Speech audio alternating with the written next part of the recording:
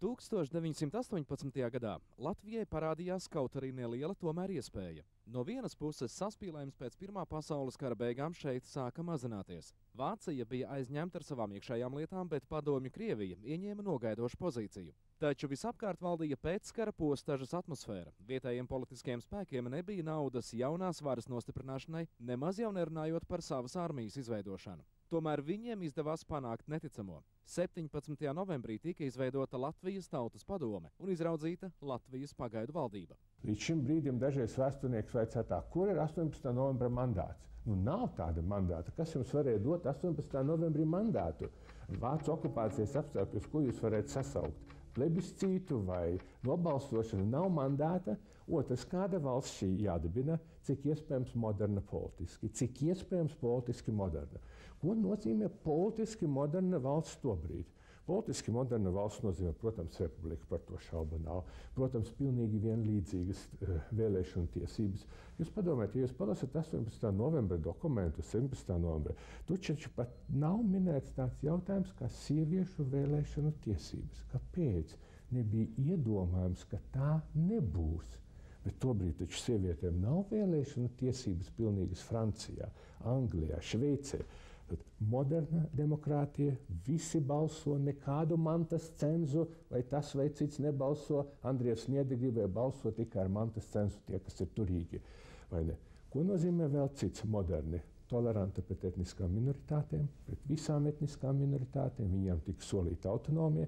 Kas nozīmē vēl moderni? Ietvert kreiso flangu. Varbūt Ulmaņa vislielākais revolucionārs, kas bija pilnīgi nesaprast tobrīd daudziem, bija dibināt valsti ar sociāldemokrātiem. Daudz uzskatīja, ka viņi ir tik maza grupa, priekš kam viņus vispār aicināt. Šajā ziņā Ulmanis ir, protams, ļoti unikāla un pretrunīga figūra. 18. gadā viņš viņus aicina valdībā, viņi neiet, bet viņš viņus aicina Tautas padomu, viņi iet, un 34. gadā viņš viņus aizsūta uz Liepājas nometni. Bet 18. gadā viņš saprata, cik būtiski ir pieaicināt lojālu kreiso strāvu. Bez tās, bez atbalsta strādniecība, atbalsta pilsētniekos, neatkarīgu valsti nevarēja pasludināt. Tolaik Rīgas Krievu teātra telpās, kur, lai nepalaistu garām vēsturisko brīdi, vietas ieņēma jau iepriekš, tika pasludināta neatkarīga Latvijas republika. Tajā brīdī, kad teātra telpās vairāk kārtīgi tika izpildīta himna Dievs svētī Latviju, Rīgas ielās vēl klīda vācu zaldāti, bet tikko dzimušās valsts robežām jau tuvojās sarkanarmiešu vienības. Tas, kas notika no 15. līdz 18. Tas varēja notikt un tas varēja nenotikt.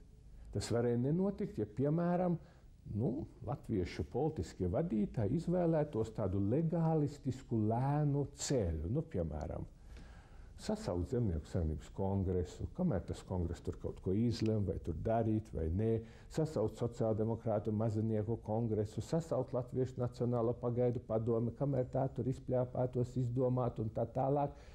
Iespējas bija aptuveni 2, nedaudz vairāk nedēļas. Jaunais valdības vadītājs Kārlis Ulmanis, atceroties to laiku, sacīja: valdībai nebija ne līdzekļu, ne lielas faktiskas varas, kas pagaidām vēl atradās svešu okupācijas iestāžu rokās. Pagaidu valdības spēks bija milzīgā ticība un tautas vairākuma vēlme pēc brīvības un neatkarības.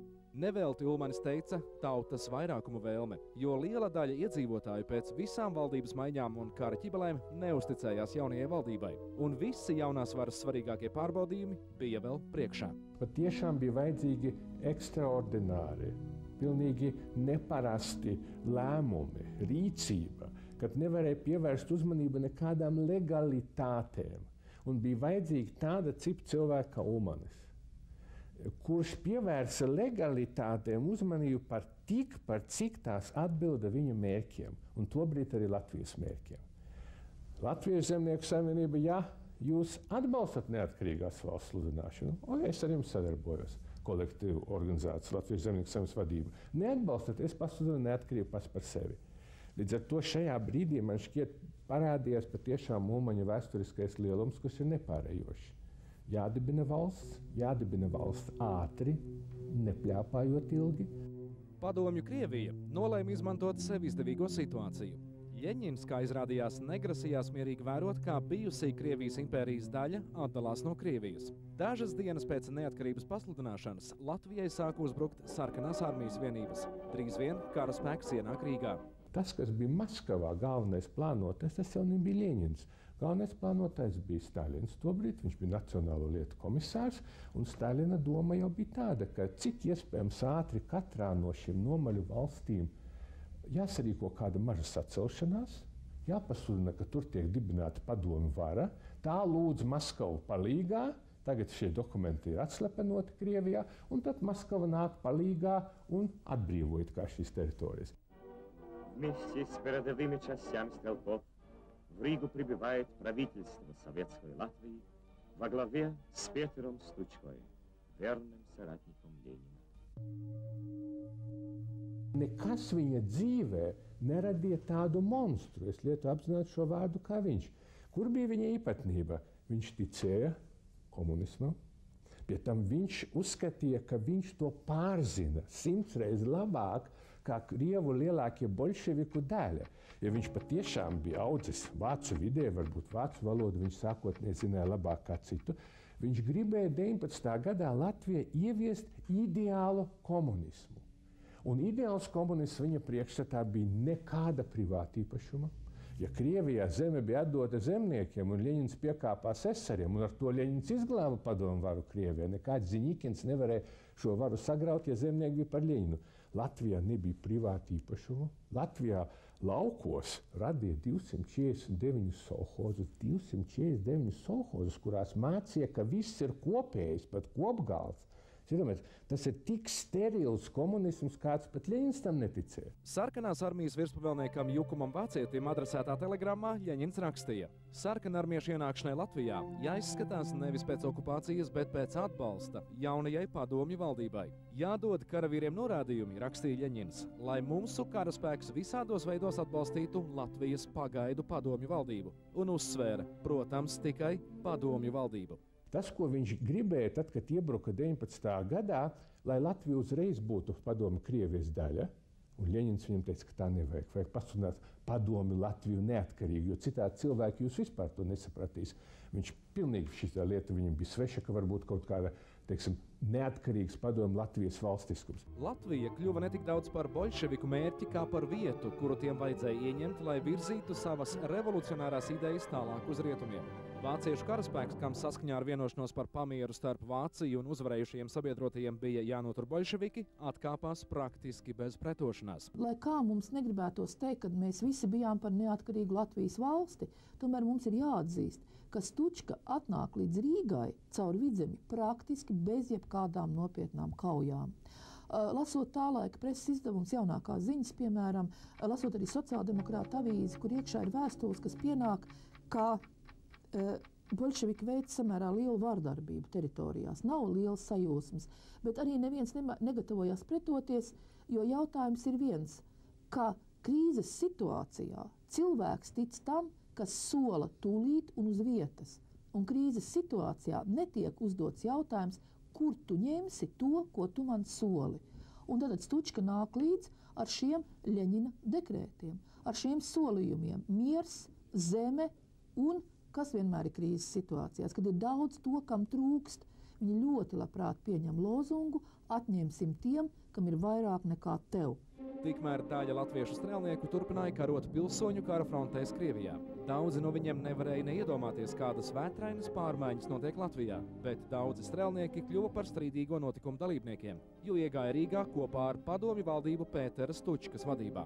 Viņš bija tas cilvēks, kurš izdarīja visu, lai Latvijas iedzīvotāji tikai dažus mēnešus pēc varas pārņemšanas savās rokās saprastu, kāda patiesībā ir padomju vara. Ja jūs nesaprotat komunismu, es jums došu koncentrācijas nometnes. Neaizmirsīsim, ka pirmās nometnes radīja viņš. Protams, vācieši bija radījuši vienu nometni Liepājā 18. gadā, bet tas, ko radīja Stučka, Gulbenēs, Tukmaņos, Rīgā, tas bija nesalīdzināms. Ja sabiedrība neatbilst viņa priekšstatiem par komunismu, es jūs iedzīšu šajā komunismā. Ar ko? Ar nometnēm, ar rekvizīcijām, ar politiskām nodaļām. Viņam nepatika čeka. Viņš nelieto nekad Latvijā vārdu čeka. Čeka viņam priekšstatā bija tāds haoss, kur viņi tur vienu dienu šauj, citu dienu nešauj. Latvijā bija politiskā nodaļa, pilnīgi padomu partijas kontrolē, lai viss notiktu tā, saprot, pēc viņa priekšstatā svētajiem rakstiem. Ārkārtīgi sarežģīts vēstures pagrieziens. Latviešu sarkanie strelnieki, boļševiku lozangu iedvesmoti, palīdzēja padomju varas orgāniem ieņemt Latviju, jo bija pārliecināti, ka arī Kārlis Ulmanis un valsts jaunā valdība ir Vācijas ielikteņi. Jaunā vara centās paskaidrot strelniekiem, ka tā nav patiesība, pat piedāvāja viņiem pāriet savā pusē, bet neviens viņus nesadzirdēja. Strelnieki bija pārliecināti, ka viņi nelaupa Latvijai brīvību, par kuru paši jau sen bija sapņojuši, bet tieši pretēji – atbrīvot dzimto zemi. Канун 19-го года. Перед нами родная Латвия. Немецкие, французские и английские интервенты, латышская буржуазия не выдерживают ударов Красной армии. Daļa cilvēku uztvēra šo strēlnieku atnākšanu diezgan pozitīvi. Tie ir latvieši, viņi nāk mājās, galu galā viņi atgriežas mājās. Viņi te nav bijuši 3-4 gadus. Mužniekiem tiks atņemta zeme ļoti labi. Nacionalizēs rūpnīcas viņu faktiski nebija, viss bija izvestas, arī tas ir labi. Bet tas, ko Stučka viņiem piedāvāja, pārsteidza visfantastiskākās iedomas. Zeme netika sadalīta, šausmīgs ateisms, mācītāju nogalināšana, terors, privātā īpašuma konfiskācija, politisko nodaļu patvaļa un orgijas. Un šis orgija iemiesojums arī ir kaut kas unikāls un pretīgs plintnieces. Tātad sievietes, kas strādā politiskās nodaļās, kas īsteno šo teroru, pēc tam atgriežas, piedzeras. Plintniešu tēls ļoti dziļi iespiežas latviešu apziņā. Līdz ar to no tā, kā sagaidīja viņu 19. gada janvārī, vai nu neitrāli, vai ar simpātijām, ļoti ātri tas pārvērsās nepatikā un pēc tam naidā. Padomju vara pavisam īsā laikā ieņēma praktiski visu tikko neatkarību pasludinājušās Latvijas teritoriju, atskaitot tās rietumu daļu, kur bija spiesta atkāpties jaunā Latvijas valdība. 18. gada novembris, decembris. Sākot jau no dabas viedokļa, tas ir drūms periods, tumšs. Vāciešu armija ir hauss. 4 gadus ir bijis karš. Trūkst pārtikas, viss ir sagrauts.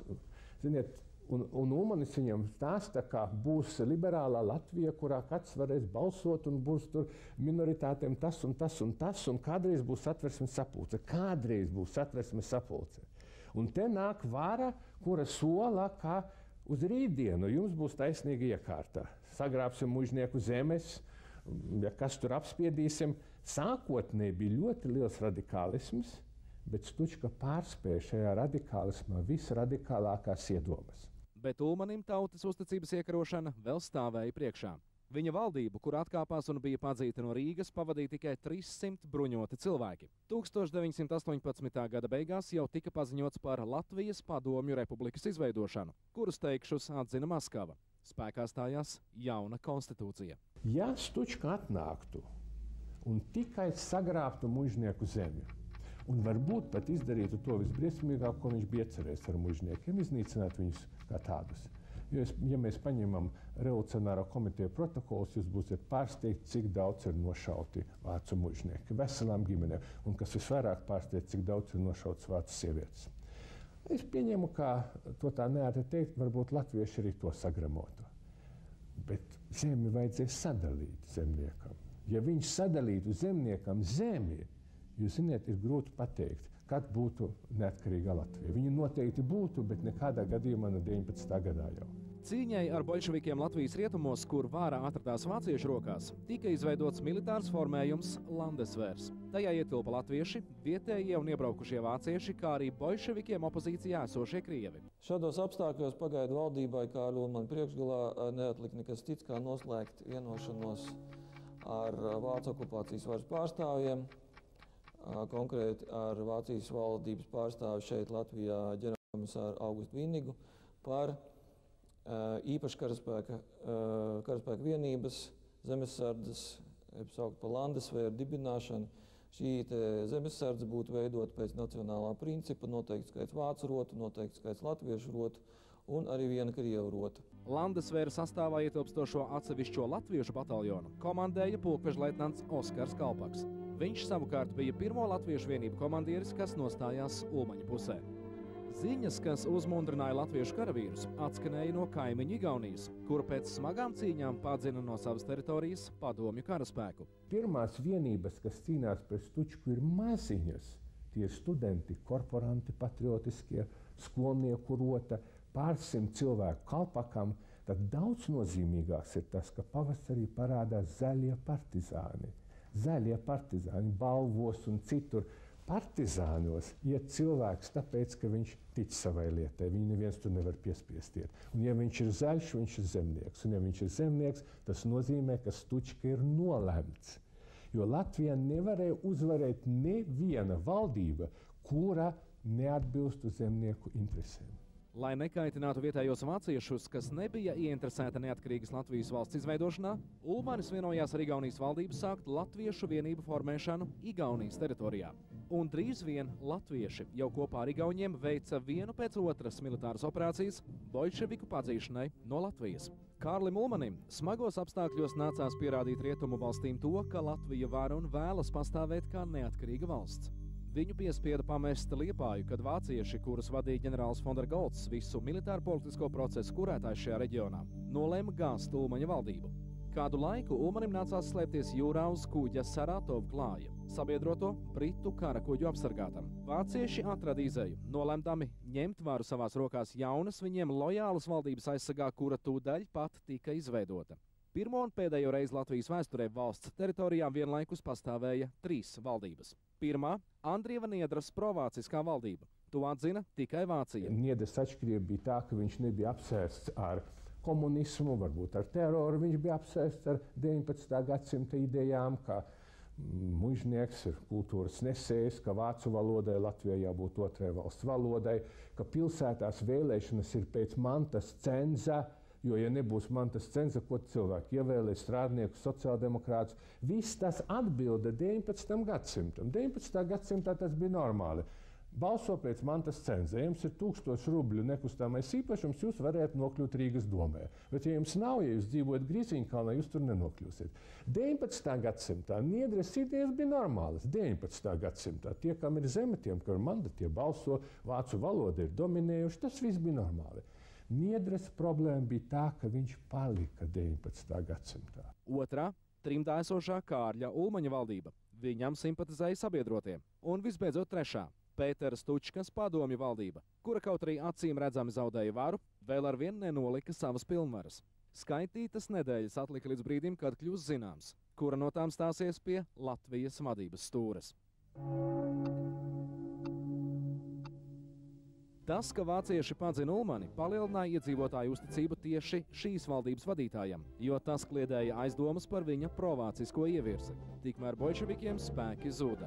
Igauņu latviešu vienības turpināja arvien pārliecinošāk sakaut Ļeņina sūtņus. Un viena no izšķirošiem sitieniem pa Latvijas padomju varas epicentriem izdarīja vācieši, kuri ar negaidītu uzbrukumu Rīgai 1919. gada 22. maijā padzina padomju valdību kopā ar visu tās karaspēku. После того, как летом 1919 года советская Латвия начинает трещать по всем швам, поражение за поражением и на Курзамском фронте, и на Видземском фронте против Эстонии, северо-латвийской бригады полковника Земитанца.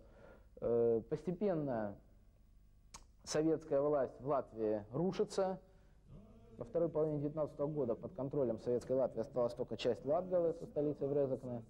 Daudzie latviešu sarkanie strelnieki, sapratuši, ko ir ienesuši Latvijā līdz ar boļševikiem, vīlās Pētera Stučkas valdībā un nevēlēdamies vairs cīnīties pret saviem tautiešiem, pārgāja neatkarīgās Latvijas pusē. Lai nepieļautu latviešu masveida atsacīšanos cīnīties boļševiku labā, pavēlniecības teikšus pārveda strelniekus aiz Latvijas robežām. Постепенно начинается отток латышей из армии Советской Латвии на другие участки большевистского фронта. И сама армия Советской Латвии была переименована в 15-ю армию РКК, Красной армии. Количество латышей в ней очень резко снизилось. Ja solījums netiek pildīts, lai kāda būtu krīzes situācija, cilvēku vadas vai šīs uzticības vadas var ļoti ātri plūst. Stučkam uzticība bija maksimālais 4 mēneši. Pēc tam viņš atkāpjās, padomju valdība atkāpjās uz Latgali. No Latvijas teritorijas tiek aizsauktas prom arī strēlnieku vienības, jo, zinot latviešus, Staļins raksturoja kā izpildīgus, labus, precīzus darba darītājus. Tad tanī laikā mēs varam teikt, ka precīzes militāro pavēļu izpildītājus viņus atsauc uz citām pilsoņu kara frontēm. Šeit paliek atsevišķas armijas daļas. Un praktiski mēs varētu teikt, ka 19. gada aprīlī padomju reālais varas periods Latvijas teritorijā ir beidzies. Ja kopējās cīņās pret bolševikiem latviešu nepatika un pretestība pret vāciešiem atkāpās otrajā plānā, tad pēc bolševiku iedzīšanas stūrī vācieši ar mērķi ieņemt Latviju pārsvieda savu militāro agresiju uz latviešiem un viņiem palīgā atnākušajiem igauņiem. Vācieši paziņoja, ka vienīgā likumīgā valdība Latvijas Republikas teritorijā ir Andrija Niedres vadītā pagaidu valdība, un šī valdība pieprasa Igaunijas karaspēka atstāšanu, lai Igaunijas karaspēks atstāja Latvijas teritoriju. Igauņus to, protams, nepiekrīt un sākās atklāta cīņas starp šiem diviem spēkiem. Taču vācieši neaprēķināja savus spēkus un izšķirošajās kaujās tika sakauti. Pateicoties tam, jau 1919. gada 8. jūlijā Rīgā varēja atgriezties Kārļa Ulmaņa Latvijas pagaidu valdība. Sākotnēji zemnieks neticēja Ulmanim, jo ko Ulmanis solīja? Ulmanis nebija fantasts. Ulmanis solīja, ka agrāro jautājumu atrisinās Satversmes sapulce. Tiesa viņi zina, kad viņi sasauks, ko viņi atrisinās, gribu to šodien. Tie, kas piedāvāja kaut ko šodien, lūk, viņi piedāvāja Stučku. Gribu agrāro jautājumu šodien, lūk, saņem strādnieks Solhozā un neko vairāk. Pakāpeniski cilvēki sāka noslēgties, radikāli esam mācīti par labu Ulmaņa mērenībai. Agrārais jautājums tiks atrisināts, bet viņš tiks atrisināts legālā ceļā.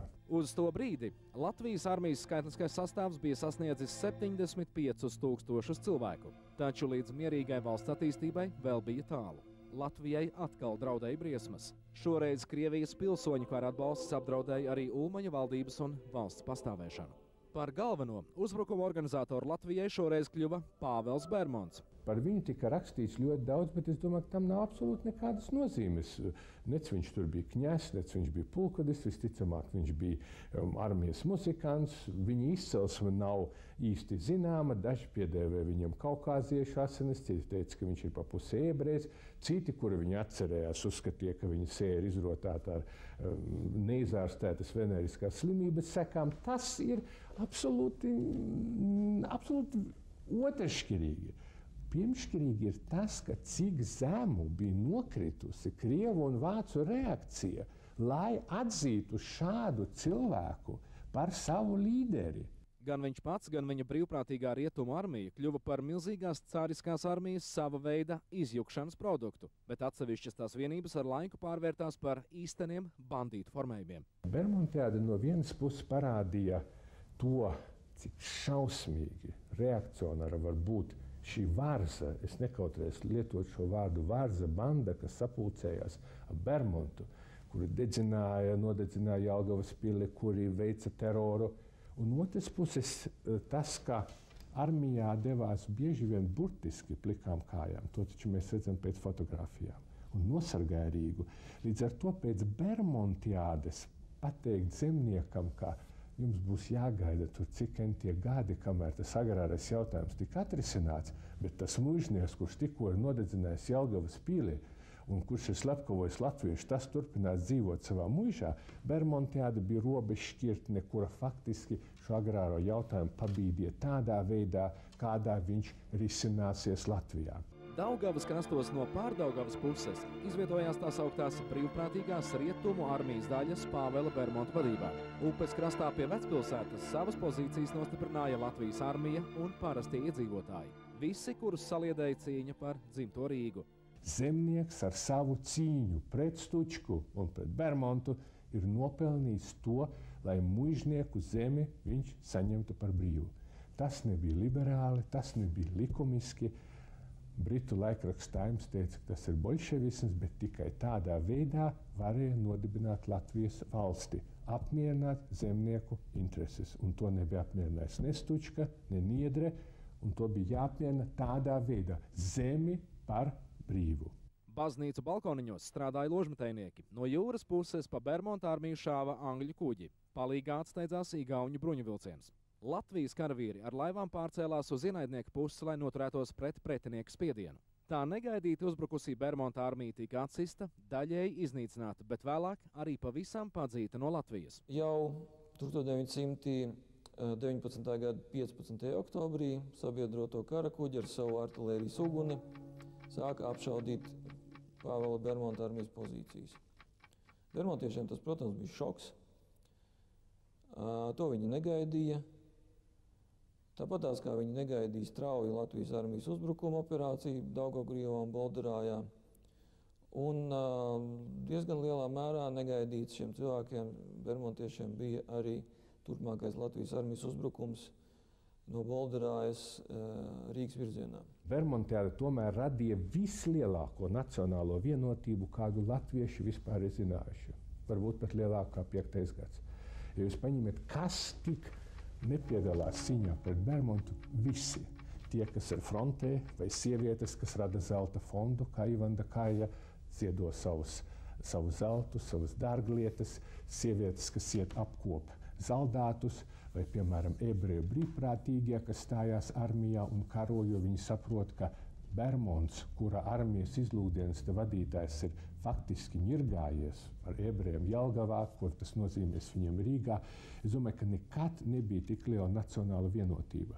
Un tas, ko uzraksta Brunītis, 20 gadus vecs sociāldemokrāts, kurš komandē skolnieku rotu, kurš uzraksta visi pie ieročiem šo nelielo uzsaukumu, kurš plivinās Rīgā pie stabiem, pie sienām, visi pie ieročiem, lai vēstures tiesu spriež šķēps, tā ir mūsu Marselieze. Pēc Bermonta sakāves pienāca kārta sarkanarmiešiem. Latvijas cīnītāji, nodrošinājušies ar Polijas atbalstu, kas arī vēlējās atvirzīt bolševikus tālāk no savām robežām, piespieda padomju varu ar visu kara spēku aiziet no Latvijas. Latgale tika nosacīta sadalīt 2 apgabalos, Dienvidlatgalē un Ziemeļlatgalē. Dienvidlatgalē atradās Polijas armijas operācijas zonā, un Ziemeļlatgale savukārt atradās Latvijas armijas operācijas zonā. Uzbrukums, kas sākās 1920. gada 3. janvārī, izrādījās ļoti sekmīgs, un faktiski līdz janvāra beigām, līdz 1. februārim, visa Latvijas tagadējā teritorija tika atbrīvota. Atbrīvošanas kaujas Latvijā ilga gandrīz 2 gadus. Bojā gāja vairāk nekā 3000 karavīru un virsnieku, kas aizstāvēja neatkarību. Asins izliešana jau neatkarīgajā Latvijā beidzās ar miera līgumu parakstīšanu starp brīvo Latviju un padomju Krieviju 1920. gada 11. augustā. Tajā bija teikts, Krievija labprātīgi un uz visiem laikiem atsakās no visām tai piederējušajām suverēnajām tiesībām attiecībā uz Latvijas tautu un zemi.